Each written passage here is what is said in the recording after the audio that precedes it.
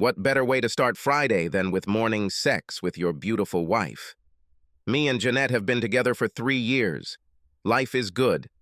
That's all you'll get until Monday. Are you afraid that others will become jealous when they hear your joyful cries? Something like that. Well, in that case, see you until Monday, too. This made me giggle and roll my eyes. This is how our Friday began. We both took the day off. Jeanette also took Monday off. My vacation was ending, so we returned on Sunday evening so I could start work on Monday. We were heading to the mountains for a weekend of skiing. Jeanette's best friend, Emily, and her husband, Steve, rented us a cabin 5 miles from the ski resort. We did the same trip with them a year ago. Another couple will join us on Saturday. Emily was Jeanette's maid of honor, and vice versa, for both weddings within a month of each other. Steve is a typical high school jock who has no talent to go further. All he seems to be able to talk about is his glory days. I can probably match most of his home runs, game-winning baskets, and touchdown passes. For some reason, Jeanette and Emily were athletes in high school. They were starters on both the volleyball and basketball teams. They have the same build, each approaching 6 slender feet tall. Probably because she's heard them many more times than I have, Emily just stares into space as Steve tells his stories. It's not like I didn't participate in school sports. I was the starting quarterback on the junior team 3 years in a row. They don't allow high school students to play on the junior varsity team, so I devoted my efforts to college. Even though Steve has a college degree, I would never hire him. In fact, all 4 have higher education. I still need to do my dissertation, and this may delay things. According to my mentor, I should plan something in the 60-page range. I made a sketch, but it will burden me. This is probably how it should be. The presence of a master says something to employers. Don't forget to bring your golf clubs so we have room for groceries. Yes, sir. Anything else, sir? Cute. Just do it. I headed to the garage. As the garage door slid up, a light flickered under my car. Since I changed the oil yesterday, I decided to check it. I grabbed the folded tarp, threw it open, and threw it onto the concrete floor. Kneeling down, I saw a few drops under the oil pan. Poking my finger at it, I had no doubt that it was oil. How difficult is it to make sure the oil drain plug is tight? Apparently much tougher than I thought. Sure enough, I tightened the bolt about half a turn. One more time, back and forth, and the problem was fixed. I put the tarp back and went into the house to wash my hands. Are you ready to go? Almost. Let me wash my face first. What have you gotten yourself into? They didn't tighten the oil pan bolt. Their services may be cheap, but you need to keep an eye on their performance. Hurry up, otherwise we'll be late. Yes, sir. This earned me a stern look, complete with pursed lips. We met Emily and Steve at the grocery store near the cottage, if you can call 10 miles close. You would have thought that we would stay for a month. 2 full shopping carts, that's something. Opening the trunk, I saw my golf clubs. Damn it, Dale! I asked you to take them out. The back seat was littered with sleeping bags and suitcases. They were joined by a jumble of foods. Only a few bags fit in the trunk. Jeanette was silent on the last stretch of the way to the hut. Having reached the hut, we began to empty the cars. I started in our back seat. After several trips, Emily and I returned to the cars. We walked past Jeanette and Steve with our hands full. Emily. I grabbed the last bag of groceries from the car. I heard her trunk slam shut. I fell a little behind Emily as she walked to my car. My trunk was open, and 2 bags were left there. In the distance, we heard a very loud explosion. Emily and I looked up at the mountain and saw the start of a small avalanche. I've seen this happen twice already. They fall in a cascade for about 10 seconds and then stop. This time, everything was different. What started out as something about 20 feet across has now expanded to several hundred feet. You could hear him approaching, like a train approaching. Crap! He's heading towards us! In the car! In the car! I slammed the trunk shut and jumped into the driver's seat as Emily slid into the passenger seat of my car. The approaching noise was frightening. We both watched in horror as the snowy mountain approached. "Prepare for impact." I buried my head in the steering wheel. Emily pulled her knees up and curled into a ball. The impact pushed my car like a puck on ice. A minute later, we crashed into something hard. I suspect it was only a few seconds, but I feared for my life. At one point, I heard Emily scream like a teenager on a roller coaster coming down from the first drop. I felt like my chest was about to explode. My heart rate must have gone over 100. I had a headache. It was completely dark. "I'm alive. Are you okay, Emily?" "I think I'm okay. I have a bit of a headache. It feels like we're tilted." "I agree. Your side is higher than mine." I found the switch and turned it on. "Let there be light." "You're bleeding right above your right eye," Emily said worriedly. "Check me." Beautiful hair, slender, sweet smile. What exactly should I check? Giggling. "I understand that I'm not bleeding." "Well, not where I see," I winked. Emily blushed. We sat in silence for several minutes. I tried to open the door, but we were pressed tightly. A large, dark area, without snow, was visible next to the front right wheel. The lighting wasn't very good, but it looked like there were some very large trees making a roof over our heads. If we could tap into this hole, we would have enough oxygen to survive for several days. We would have to make sure to run the fan to circulate the carbon dioxide. It's not the lack of oxygen that kills you, it's the CO2 reaching lethal levels. "Did you happen to take the last bag of groceries with you?" Emily shook her head negatively and asked, "Do you think Steve and Jeanette survived?" "I don't know. I have never seen what happens to houses when an avalanche of this size hits them." My heart sank. What if Jeanette doesn't survive? My eyes blurred and I wiped away a few tears. It looks like Emily did the same. "I guess we haven't quite survived yet either, have we?" "Not until we breathe in some sun-warmed air. I wonder if anyone will understand that we are buried." I pressed the horn. It worked. At least we have a way to signal the rescuers. Every hour or so, or when we hear activity, we can beep. After an hour of almost complete silence, Emily announced, "I don't want to die." Agree. I didn't know that today was my last day on Earth. Even though we don't have a phone connection, I'm going to scribble down some texts telling those I love how much I love them. What a wonderful idea. It's a pity that I don't have my phone with me. I would do the same. "You can use my phone." I typed for about 10 minutes before emotions overtook me. As she handed the phone to Emily, she felt the same way. For the next 2 hours, we passed the phone to each other. Each of us wrote several messages from the afterlife. We didn't hear anything. The battery seemed to hold up well, but we turned off the dome light when we were resting. "I'm a little cold," Emily said worriedly. "It's a pity we didn't empty the trunk first." The sleeping bags were still in the back seat. There is a way to get into the trunk by lowering the rear seats. I have winter gloves and a raincoat. I think I have windbreakers. Climbing into the back seat, I felt for the latch. It worked. Using my cell phone for light, I stuck my head into the trunk. A minute later, I was already wearing gloves, hats, coats, and raincoats. I also grabbed the last 2 bags of groceries. Yummy, celery sticks, frozen cauliflower, and potato chips were the highlights. We weren't going to starve. Remembering that I had a couple of energy drinks in my golf bag, I took them out of the trunk. I couldn't help but burst out laughing when I saw Emily in a golf suit. "Warmer?" "Yes, it really helps. Can I offer you a stick of celery?" "If you do not mind." "I'll make an exception for you." I stretched out in the back seat and put on the remaining golf suit. Emily lowered the passenger seat as low as she could. "It's a pity we don't have a blanket," said Emily. "Hey, I have these tiny towels that I use to wipe down my clubs. We can cover our faces with them. We could pull up the rugs." "It's not much, but it can help." That's what we did. We each took one. We threw them over ourselves, then covered our faces with small towels.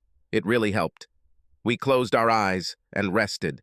When I woke up, I realized that I had slept for 2 hours. Emily purred, as women like to describe their snoring. Instead of waking her up by honking the horn, I lay there thinking about my life and my current predicament. I don't want to die. Will they find us before the spring thaw? Are we really going to die an hour before they find us? My mom will be desperate. I hope Jeanette survived. Emily woke up with a start and screamed, "It's okay, Emily, I'm here." It was a terrible dream, Dale. I saw our skeletons in the car. I don't want to die. Without asking Emily, I climbed into the back seat. Her warmth was pleasant. I'm not going to deny it. What time is it now? Just after 7 in the evening. The sun has already set for almost 2 hours. That's why it's getting colder. Are we going to starve, freeze, or run out of oxygen? I think we're okay with everything except freezing. I could use some water. Turning the ignition key, I discovered that the driver's side window was jammed. Both passenger windows rolled down several inches. I checked to see if they would rise back up and then low-read them again. We took the opportunity to suck on some snow to get some water. With a little effort, we managed to punch a hole into the darkness. We had a supply of oxygen. After running the fan for 10 minutes, I rolled up the windows again. With our horn constantly blaring, I could only hope that somewhere in the distance someone was thinking, "What was that noise?" Emily spoke about what I was thinking about. "I need to pee." "Me too." "Offers?" "It looks like the car tilted towards the left front wheel. I'm about to drive. Don't look at me, you pervert." "Wait, let me take out the camera and take a video. You will die from beatings if you do this." The sounds and smells of urine filled the car. Once finished, Emily returned to the passenger seat. I unkindly took my place in the driver's seat. I emptied my bladder, turned the key, and the windows slid down. Since the window was down, I turned on the fan. After bemoaning our predicament, we tried to settle in for the evening. After lying motionless for about 30 minutes, Emily asked, "Will you behave? Do you want me to do this? What I want and what I know that I must do at a given moment in time are two completely different things. I think you should hug me because I don't want to be accused of poking you all night long." Emily climbed into the back seat, leaned against the back, and pulled me towards her. "Press closer to me." I am freezing. After covering us with rugs, Emily placed her right hand on my chest, pulling me closer. The warmth of her body was too pleasant. If her hand had moved lower, my discomfort would have been revealed. With our faces covered in golf towels, sleep eventually overtook us. I didn't know how long we slept, but Emily pushed me away. I rolled to the side and watched as Emily took her place in the driver's seat. The sounds and smells of urine filled the car again. Looking at the clock, I learned that it was almost 5 a.m. Emily reestablished our cuddling position. None of us wanted to sleep. "What will you do if Jeanette dies?" I do not get the question. "Are you going to leave or stay here?" "What about you? What if Steve is dead?" "I'll probably move to live with my parents until I recover from grief." "How much time do we have?"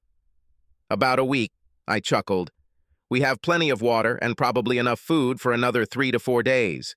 It's hard to tell if we have enough oxygen." "Is someone really looking for us?" "Since this is the highway department, I hope so." I snuggle up to Emily again. Her hand slid under my shirt. The warm touch of flesh on flesh was pleasant. We talked for several hours about everything and nothing. After eating a few potato chips and finishing off the celery, we got comfortable and soon fell asleep. When I woke up, I lay motionless. Emily purred softly. I looked at my watch. It was approaching 5 in the evening, and then I heard a dull thud, barely audible. "Emily, I heard something." I started beeping 3 short beeps, 3 long beeps, and 3 short beeps. Emily hummed quietly, "Please, please, please." We were silent for a minute, and then we both heard a knock. I repeated SOS. Then eureka, their probe pole landed right on the car. I pressed the horn and didn't let go until the pole hit the car again. Even if you know you will be rescued, the longer it took, the more worried I became. "Why so long?" Emily pressed herself against me as I leaned over the driver's seat. From time to time, another probe would hit the car. Then we heard voices. "Almost there. Hang in there." The sound of metal on metal has never felt so good. I pressed the horn again. The light of a miner's lantern broke through the snow. An elderly guy, bundled up, grinned at us. He cleared snow from the driver's door. I tried to open it, but the snow was still in the way. A couple more minutes of shoveling, and I felt the door begin to open. The sound of his shovel hitting the door was followed by my door swinging open about 6 inches. "Thank you, thank you, thank you." "Nothing special," the man answered. After helping me and then Emily get to the surface, we were greeted by darkness. There were probably 20 people there with their miners' hats glowing. They covered us with blankets, gave us a bottle of water, and tied us to the sled. "Is the house still standing?" "What house?" My heart sank. "We stayed at 24269 Pine Way. There are 2 people there." He repeated my information into the microphone. After some conversation, he approached us again. "We didn't find the house. It's too dark now, but we'll be back in the morning. Let's take you both to the hospital. You were under 15 feet of snow. We heard your car horn this afternoon, so we're working late into the night." "Ready?" Emily clung to me, wrapping both arms around my waist, and we were dragged to the ambulance. A warm ride later, we ended up in the emergency room and attracted a lot of attention. I had to put 2 stitches in the wound above my right eyebrow. Such was the extent of our injuries. There was no sign that hypothermia had reached a critical level. Despite this, we still spent the night in the hospital receiving fluids and slowly getting our body temperature back to normal. In the morning, Emily was released first, but she was waiting for me. I talked to the ambulance workers. They found a hut, and there are signs of life there. My heart was singing. I grabbed Emily and turned her around. She leaned over and kissed me on the cheek. "For what?" "Because you are a true gentleman. You were so calm. I don't know if I could have done it myself. I know things would be different with Steve. He would be completely lost. So thanks again." "You're welcome, and thank you too. You kept your cool, which only helped me." "Who is responsible for the rescue?" "I found this guy in the cafeteria. I think they set up a command center there. Let's go." The next 2 hours were brutal. Not a word from the search party. It was about 12:30 when we received the news. From the person in charge. 2 people survived. "We need to use heavy equipment because the walls have collapsed. They must have been lucky to be in a place that wasn't completely destroyed." "Any guesses on when you'll get to them?" "It's too early to say. I felt dizzy. Both are alive. Please don't cause any more harm with your bulldozers." Then came another wait. A couple of hours later, we heard his message. "Both got out safely. They'll be here in 30 minutes. My eyes filled with tears. "Thank you." Emily and I hugged again. I emptied my cell phone, telling all my relatives what had happened. Nobody had the slightest idea. Everyone knew that we were skiing and did not connect the Avalanche with our trip. Now everyone was excited. I met Jeanette's stretcher, and Emily did the same with Steve. Both were filled with tears at the reunion. Only after lunch were we allowed into their rooms. We spent the first 10 minutes clinging to each other and whispering, "I love you." "Hi, baby. How was your weekend? A lot of snow? Yours?" Yes, there were a few snowflakes there. Her giggle was music to my ears. Her kisses were warm and her hugs divine. Emily and I managed to get into my car before it crashed. "How did you two survive?" "Pure luck." We heard a loud roar and then a boom. Chaos ensued. We were just setting things up in the kitchen when it hit. I thought I had died, but when the noise stopped, I realized that I had survived. It was pitch black, and I could hear Steve moaning. We had about 3 feet of space. We stood still for about 10 by 20. "That's luck. Did you have food or blankets?" "A few apples and a rug on the floor. I thought we would starve if we didn't freeze first. All we had were back parkas and carpet." "Any injuries?" "I have a lot of small cuts and scratches." Steve twisted his ankle badly. "How long will they keep you?" "At least for the night. Our body temperature is dangerously low. One nurse said it was unlikely we would have survived another night." I kissed and hugged Jeanette. The visitors were asked to leave. "Well, get a good night's sleep. I'll go home and take your car. I'll take your clothes and bring you a new set." Jeanette nodded her head affirmatively, but then, almost in a panic, she begged, "Dale, just leave them. I don't want to remind you of this. I'll throw them away." Her hands reached for the bag I was holding. "Really, Jeanette, it's not a problem. You will never remember that these were your clothes. Everything is practically new. I understand. Dale, just give them to me. Please. Get some sleep. See you in the morning. Deo, give me that damn bag. Jeanette, you're all worked up. Get some sleep. See you in the morning. I think if she could get up, she would attack me." Strange. I was waiting for Emily, and sure enough, the elevator took her to the lobby. "How is he?" "Big child. I swear he doesn't tolerate anything unpredictable. How is Jeanette?" "I think it's pretty good. She freaked out when I told her I was taking her clothes home.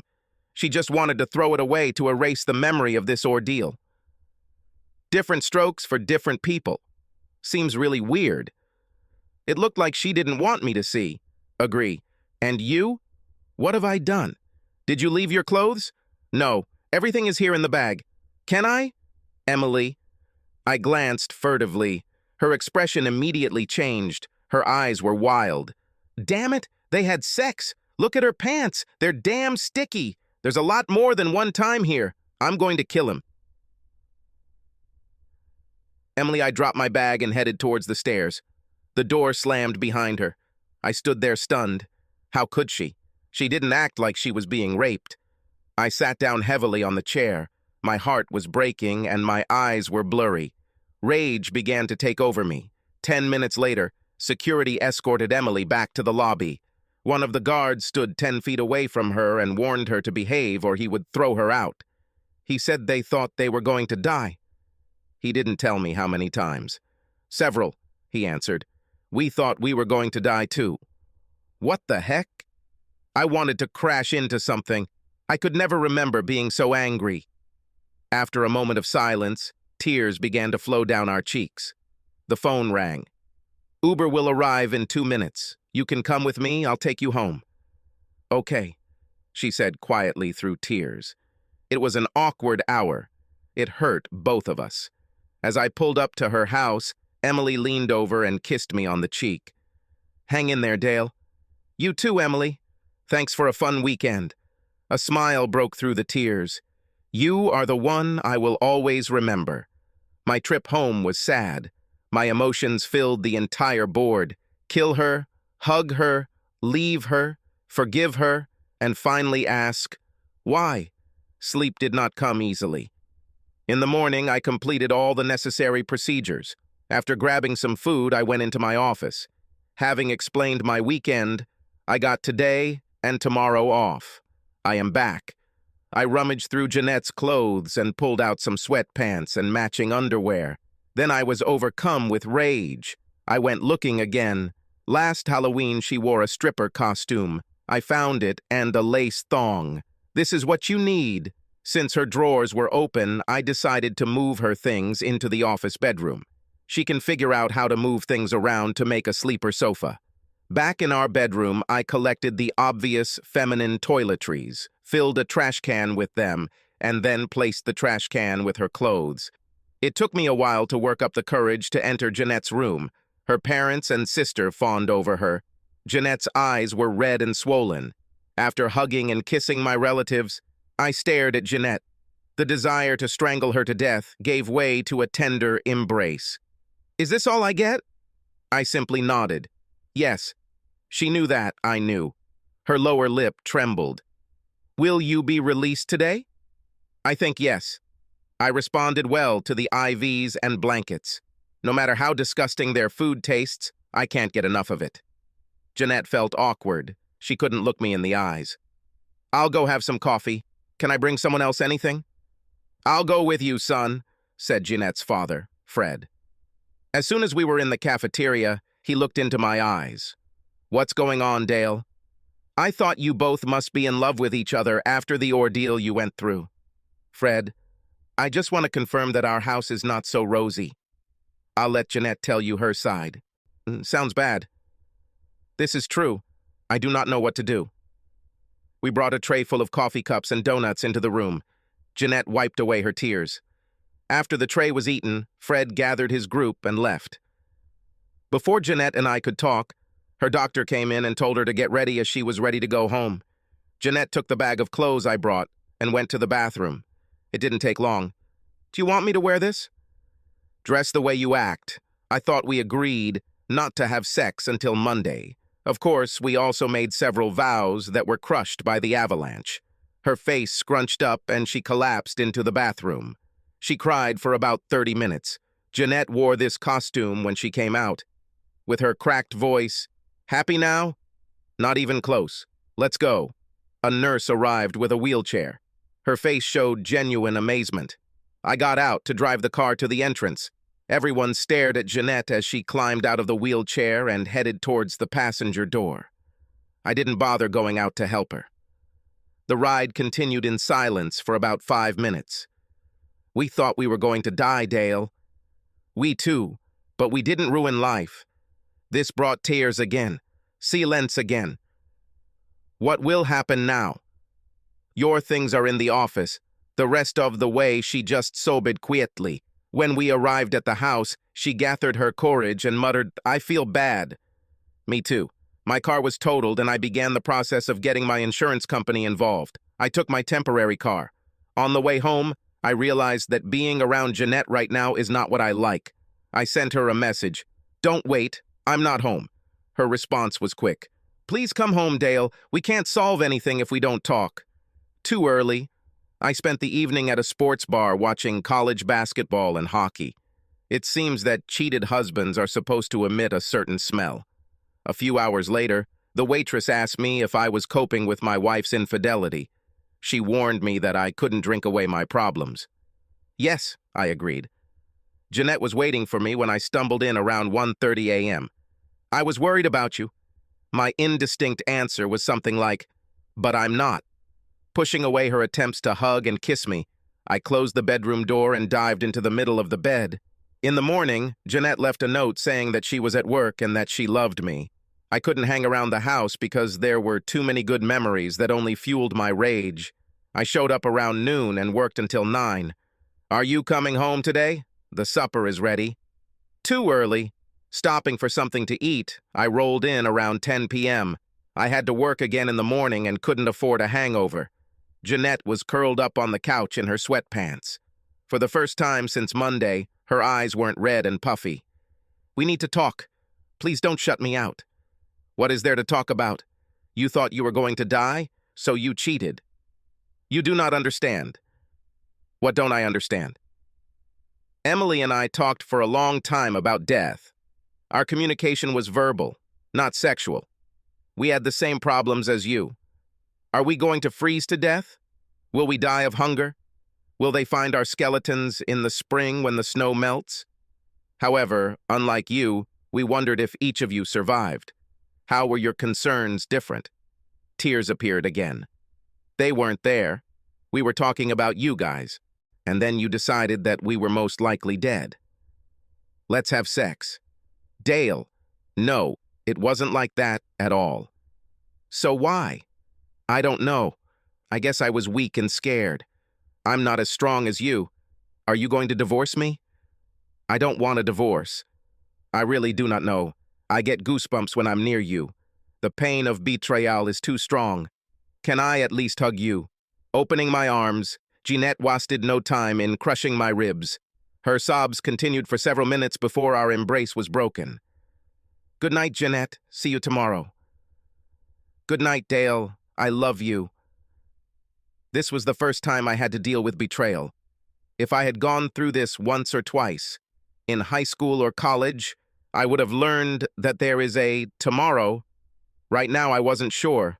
I just couldn't understand how supposed love gave way to lust. For the next few weeks, we lived in a cul-de-sac. I wish I had Emily's phone number. Is she really divorcing Steve? If so, will she leave? Have you spoken to Emily?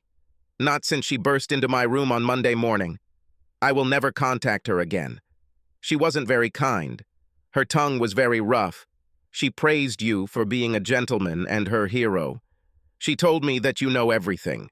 That's why I cried when you showed up. Did you tell your parents? Fred immediately suspected something. Not really. I hoped we could get through this. The way things are going, that's unlikely, isn't it? I thought our flame was hot, but you put it out. I just don't feel right around you. Something inside me died. We'll see how the next month goes, and then I'll decide. Jeanette's eyes sparkled with tears. My soul was dead. I didn't feel anything. 4 more weeks, and I was still emotionally dead around Janet. Jeanette, where are we? Can you give me one reason why we shouldn't break up? Because you are abandoning us. I did something I will always regret, but it wasn't planned. It just happened. I call it bullshit. Nothing happens for nothing. It happened because you wanted it. Jeanette was very annoyed. Not true. Damn it, as far as I know, you and Emily were together, as calmly as possible. So what game do you want to play? Fine. How long have you been lovers? I bet it was great meeting Steve again, wasn't it? This may have been Steve's first time, but I wonder how many others there have been. Jeanette pulled her knees to her chest and curled into a ball. Each of my accusations was like a slap in the face for her. Did you use our bedroom or just motels? No matter what you did, you managed to keep me in the dark. Here you go. Are you happy now? Sorry, Dale. I shouldn't have said that. No others. There have never been others. It was just a terrible decision on my part, and only when we were trapped. Please, can't we try to move past this? One thing I can tell you for sure, Jeanette, you just sealed our fate. I wanted a woman strong enough to resist.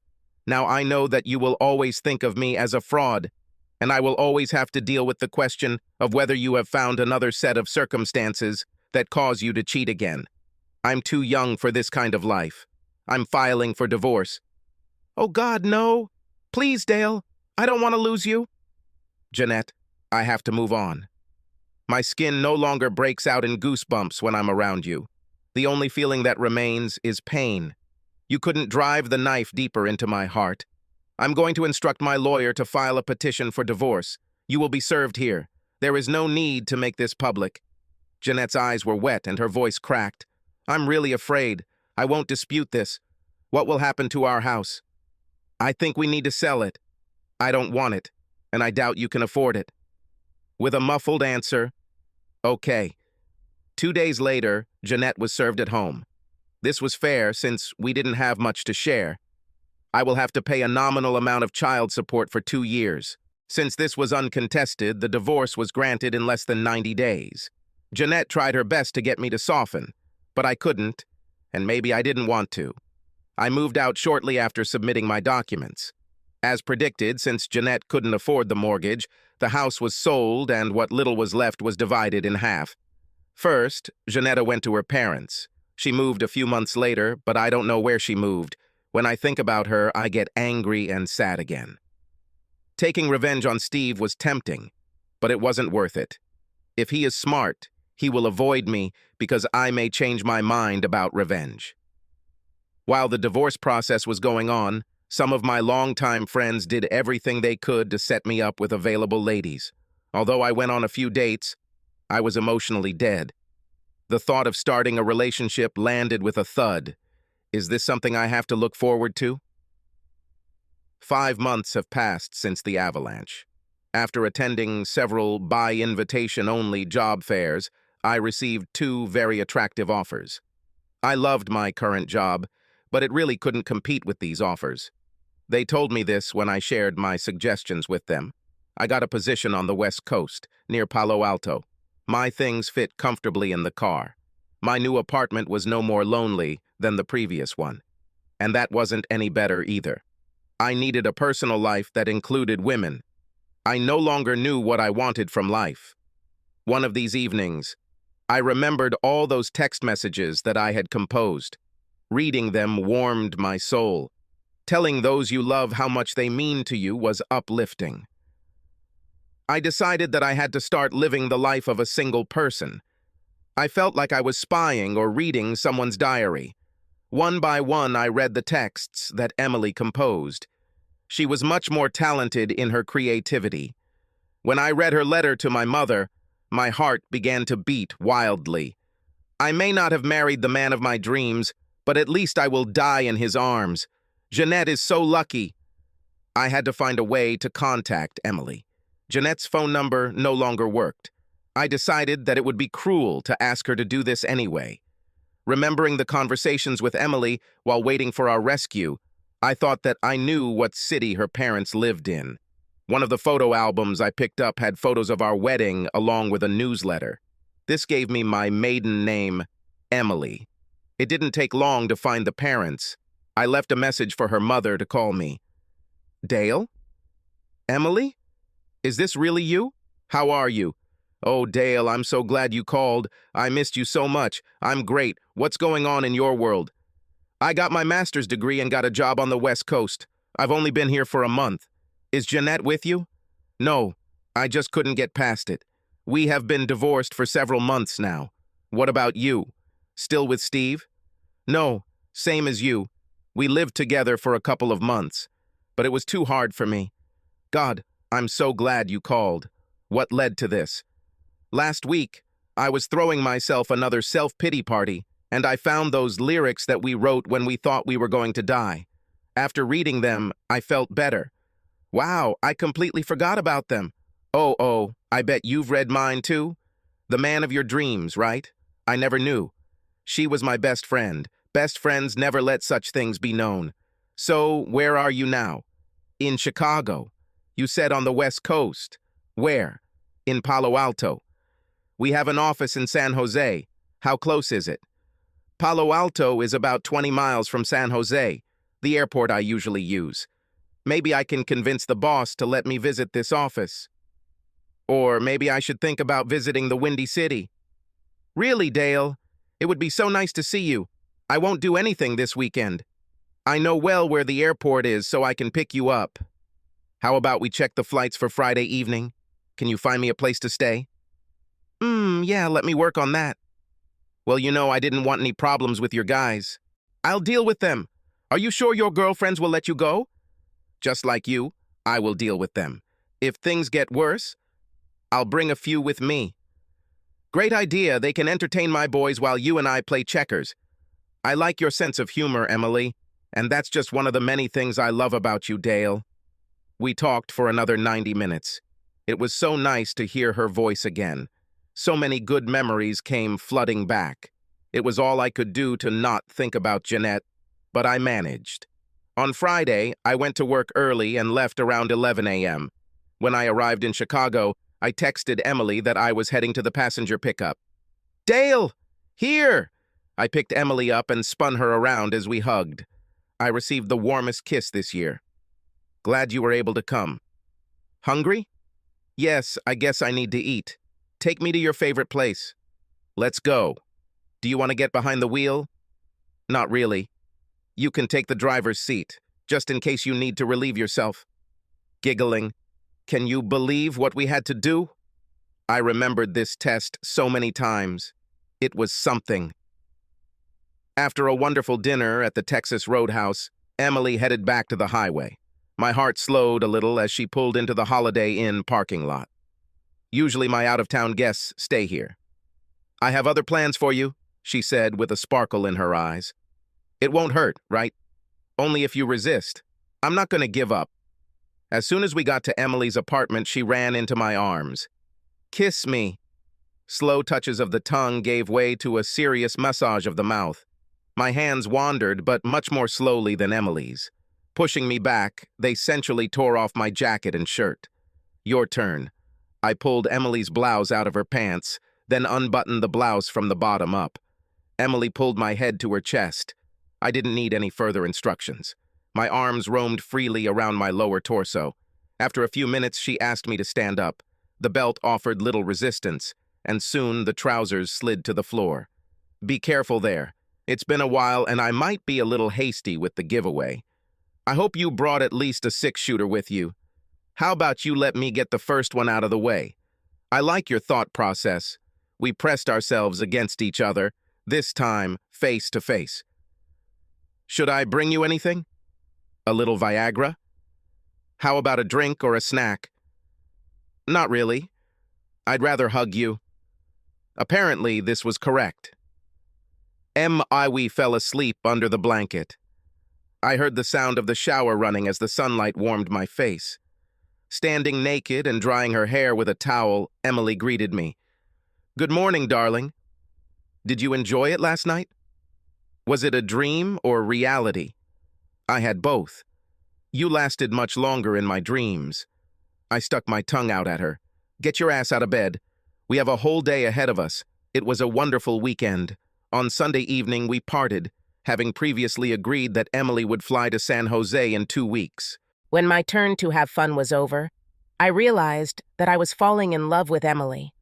Her face when we parted told me that she might be feeling the same way. I received confirmation in the middle of the week. "Good evening, Emily." How is work going this week?" "Very good, Dale. That's why I'm calling you. They have an opening in their San Jose office, and I checked and qualified. And I have strong feelings for you, but if you don't feel the same, then I'll back off. And if I say, I think I'm falling in love with you, will it help you make a decision? Yes, yes, yes. Yes, this will help. Or yes, will you still think about changing jobs? Smart ass, yes. I love you and I'm going to take this job." We talked for another hour. I was tasked with finding a suitable apartment for us within a reasonable distance from her office, the airport, and my office. As soon as she was approved for this position, her suitcases were packed. It's only been 6 weeks since she called me back. Sometimes life moves at the speed of an avalanche. We were in no hurry. We both had deep-rooted relationship anxiety issues. Although we had a few screams, we always managed to kiss and cuddle before bed. I work with a lot of young women, and this worries Emily. She travels with men, and it bothers me. It was during one of our conversations 10 months after we started living together that we came to an understanding. "I'm so sorry, Emily. I acted like an ass. If you can keep your vows when circumstances force you to sleep with the man of your dreams, then I have nothing to worry about when you're on the road. I don't trust men, so please avoid situations that put you at risk. Listen to me, Dale. I was unfairly petty when I said you work with all these women. You proved to me in the Avalanche that you can be trusted. I may not trust the women you work with, but I am convinced that I can trust you." We looked at each other in silence for a minute, then I dropped to one knee. "I don't have a ring or anything because it happened pretty quickly, but would you like to die in this man's arms or in your dreams?" Pushing me back onto my back, then pressing his chest against me. "Will I die quickly or what's on your mind?" "A very slow death. 50 or 60 years of torment. Sign me up for the company." We enjoyed a small wedding ceremony in San Jose and then a honeymoon as far away from the snow as possible. We never skied again, and we have no desire to.